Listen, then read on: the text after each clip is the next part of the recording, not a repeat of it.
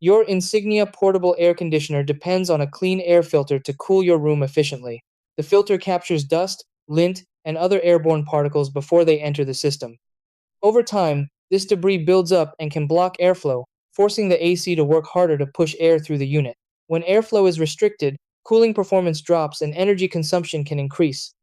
That's why regular filter maintenance is important. Most Insignia portable AC units recommend cleaning the filter about every 2 weeks, and many models also show a filter indicator after extended use.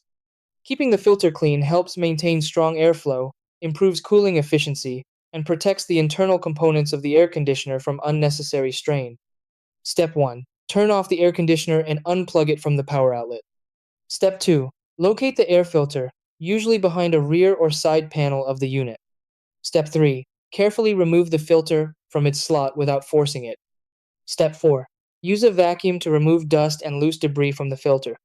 Step 5. Wash the filter with warm water and mild soap if it is very dirty.